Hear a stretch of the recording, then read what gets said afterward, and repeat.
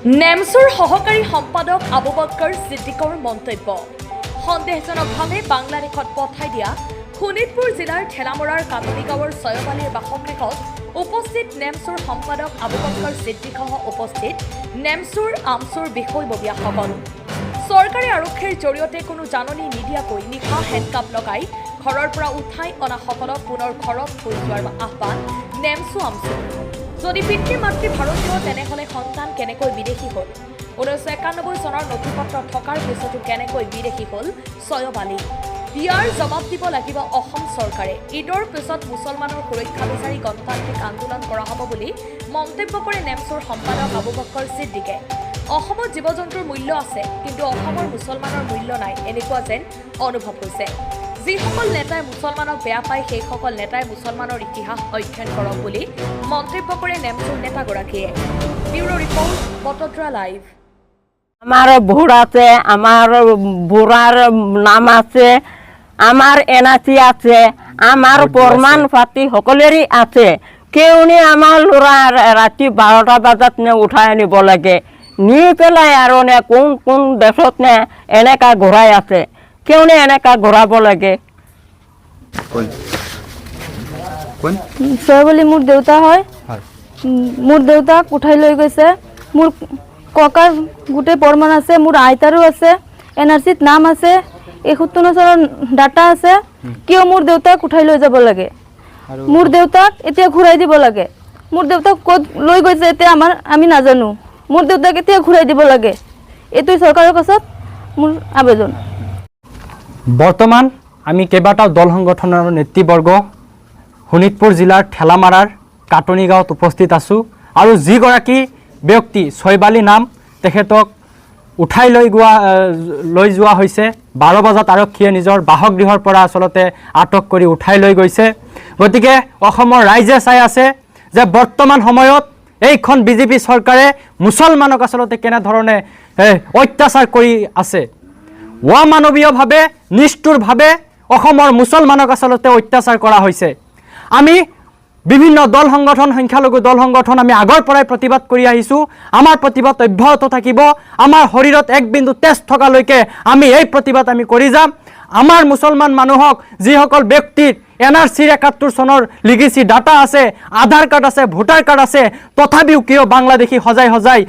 Border পাৰ কৰা হৈ আছে কাৰ নেতৃত্বত হৈ আছে কোন ৰাজনীতিৰ ইস্যুত এনেকুৱা কাম কৰিবলৈ চৰকাৰে চলাই আছে গতিকে যিগৰাকী ছয়বালি নাম তেখেতৰ কিবা আকাৰ ইকাৰত ভুল হৈছিল দুটা ওয়াৰ্ডত ভুল হৈছিল তাৰ পিছত কি কৰিছে উচ্চতম ন্যায়ালয়ে সেই ছয়বালি ব্যক্তিগৰাকীক ৰায়দান দিছে কিন্তু ৰায়দান দিয়াৰ পিছত আপোনালোকে চাব পাৰিছে কেইবাটাও কাগজ আছে তেখেতৰ মা হ'ল নুৰজান বিবি এই আপোনালোকে চাব পাৰিছে এই নুৰজান বিবি যদি স্বদেশী হয় তেখেতৰ সন্তান একমাত্ৰ সন্তান ছয়বালি আৰু ছয়বালি কেনেকৈ বাংলাদেশী হয় ইয়া আমাৰ প্ৰশ্ন আজি মুছলমানৰ জীৱনক লৈ মুছলমান ৰাইজক লৈ আচলতে কেনে ধৰণৰ এইখন চৰকাৰে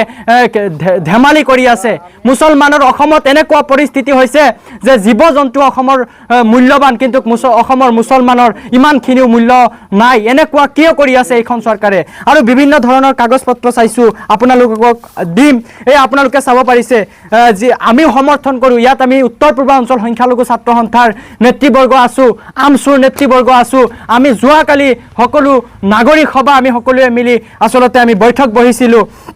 আৰু এয়া চাব পাৰিছে আমি সমৰ্থন কৰোঁ যে যিবোৰ 1971 চনৰ 25 মাৰ্চৰ পিছত বাংলাদেশী আছে সেইসকলক ওলাই দিয়ক আমি সম্পূৰ্ণ সহযোগ কৰিম কিন্তু দেখা পোৱা গৈছে যে স্বদেশী মানুহক ভাৰতীয় নাগৰিকক আচলতে সংবিধানক হত্যা কৰি পেলাই গণতন্ত্ৰক হত্যা কৰি পেলাই ভাৰতীয় নাগৰিকক বিদেশী হজাই বাংলাদেশী হজাই কি কৰা হৈছে আপোনালোকে চাব পাৰিছে যিগৰাকী মাতৃ ছয়বালিৰ মাতৃ নুৰজাহান বিবি আছে নুৰজাহান বিবিৰ 71 চনৰ কাগজ এয়া আমাৰ হাতত গতিকে কেনে ধৰণৰ মুছলমানৰ ওপৰত অত্যাচাৰ কৰা হৈ আছে আমি স্পষ্টভাৱে কৈছোঁ চৰকাৰক যে ইতিমধ্যে আপোনালোকে যিসকলক লৈ গৈছিলে সেইসকলক পুনৰ অসমলৈ আনিছে আমি প্ৰশাসনক ধন্যবাদ জনাইছোঁ কিন্তু এতিয়াও দেখা পোৱা গৈছে যোৱাকালি এক ভিডিঅ'ত চালোঁ ভাৰতীয় নাগৰিক 5 গৰাকী নাগৰিক এতিয়াও একেলগত আছে আৰু হিয়াৰ মাজত আমাৰ শোণিতপুৰ জিলাৰ ঠেলামাৰাৰ কাটনি গাঁৱৰ ছয়বালি নামৰ ব্যক্তিগৰাকীও আছে গতিকে প্ৰশাসনক আইন প্ৰশাসনক আমি অনুৰোধ জনাম উচ্চতম ন্যায়ালয়ক আমি অনুৰোধ জনাম যাতে এইগৰাকী যিগৰাকী সন্তানক লৈ যোৱা হৈছে সেইগৰাকী সন্তানক নিজৰ মাতৃৰ বুকুত আনি দিয়ক। আৰু ইতিমধ্যে চাইছে পৰিয়ালে হুক হুকাই কান্দিছে। আচলতে মুছলমানক এনেধৰণৰ অত্যাচাৰ কৰা হৈছে। ইয়াৰ অত্যাচাৰৰ এদিন আল্লাই সকলোৰে ইয়াৰ জবাব দিব। আৰু কিয় এনেকৈ মুছলমানৰ ওপৰত অত্যাচাৰ কৰা হৈছে এয়া আমাৰ প্ৰশ্ন। আমি নেমচু আমচুৱে আপোনালোকক স্পষ্টভাৱে কৈছোঁ, যদি যিগৰাকী ছয়বালিক কাগজ পাতিত থকা স্বত্বটো যদি ঘৰলৈ উভতি নাহে আমি জংগী আন্দোলন গঢ়ি তুলিম। ইতিমধ্যে আমি সিদ্ধান্ত লৈছোঁ, ঈদৰ পিছত কঁপিব অসম। স্পষ্টভাৱে কৈছোঁ যে মুছলমানৰ অত্যাচাৰ আমি সহ্য নকৰোঁ। আমাৰ বুকুত গুলিয়াই দিয়ক, তথাপিও বাংলাদেশী নহয়, ভাৰতীয় বুলি কৈ পেলাই গুলি চালনা কৰক, আমি প্ৰস্তুত আছোঁ। আমি দেশী, আমি ভাৰতীয় নাগৰিক, আমি স্বদেশী থকাৰ পিছতো আমাক কিয় বাংলাদেশী সজোৱা হৈছে এয়া আমাৰ প্ৰশ্ন। অনাগত দিনত আমি স্পষ্টভাৱে কৈছোঁ, আমাৰ প্ৰতিবাদ অব্যাহত থাকিব, মুছলমানৰ প্ৰতিবাদ আচলতে অব্যাহত থাকিব। অসমৰ 1 কোটি মুছলমানে আমি গণতান্ত্ৰিকভাৱে আমি ৰাজপথত আচলতে ওলাবৰ কাৰণে বাধ্য হ'ম, এয়া আমাৰ স্পষ্ট কথা। আৰু চৰকাৰ প্ৰশাসনক আমি সকিয়নি জনাইছোঁ যে মুছলমানৰ ওপৰত অত্যাচাৰ বন্ধ কৰক। আপোনালোকে একাংশই কয় মুছলমান মিয়া বাংলাদেশী বুলি আপোনালোকে আখ্যা দিয়ে। আপোনালোকে অসমৰ ইতিহাস অধ্যয়ন কৰি চাব যে অসমৰ প্ৰথম যিগৰাকী ৰাষ্ট্ৰপতি হৈছিল সেইগৰাকী ফখৰুদ্দিন আলী আহমেদ। অসমীয়া ভাষা আন্দোলনৰ মাজত যিগৰাকীয়ে শ্বহীদ হৈছিল, অসমীয়া ভাষা আন্দোলনৰ প্ৰথম শ্বহীদ মুজাম্মিল হক। গতিকে এইবোৰ ইতিহাস অধ্যয়ন কৰক যে স্বাধীনতাৰ আগত অসমৰ মুখ্যমন্ত্ৰীক প্ৰধানমন্ত্ৰী বুলি কোৱা হৈছিল। তেতিয়াৰ সময়ত প্ৰথম অসমৰ প্ৰধানমন্ত্ৰী হৈছিল ছাৰ মহম্মদ ছাদুল্লাহ। গতিকে অসমৰ প্ৰথম মহিলা মুখ্যমন্ত্ৰী হৈছিল আনোৱাৰা টাইমুৰ। গতিকে মুছলমানৰ পুৰণা ইতিহাস